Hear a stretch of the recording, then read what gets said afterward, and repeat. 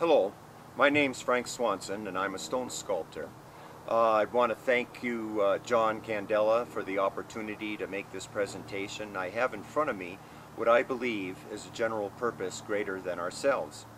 You should have in front of you by now this model and some booklets that probably explain better than I can here what the symbolism involved in this is. But there are a few things that I would like to put in here about the process and how I came to this point of creating a sculpture for you that is what I believe a general purpose greater than ourselves.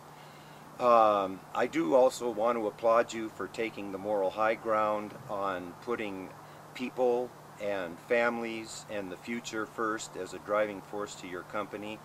I know that everybody I've told about this thinks that this is an absolutely astounding way to run a company. I believe that in the beginning, when the company started, that you had to have the basic tenets in line to come up with this philosophy.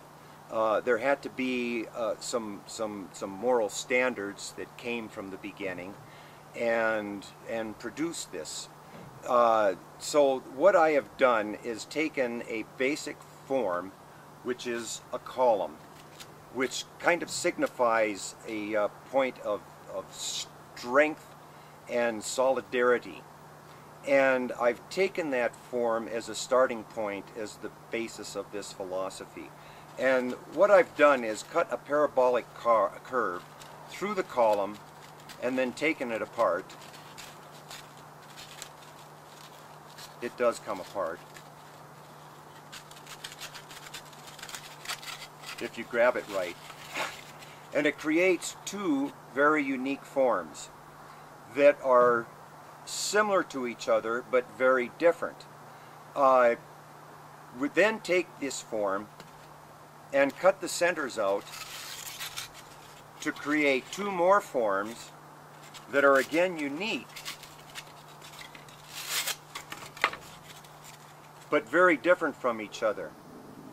So what I'm trying to express is that the philosophy that you've developed, the general purpose that's greater than ourselves, is an evolutionary process based in some sound edicts that were set down some years ago when the company started. And in order to do that, I've created this sculpture from the column, which is the kind of standard of stability and strength. And from that column, the pieces have evolved, and they're capable of evolving into the future to keep this philosophy going.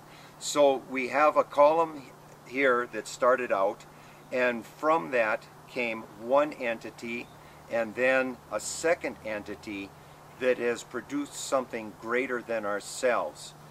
So, in closing, I just want to express that to create something better than ourselves, there needs to be an evolutionary process that can take place well into the future. Something that maintains the basic tenets and is capable of change, and that's what I believe I've expressed here.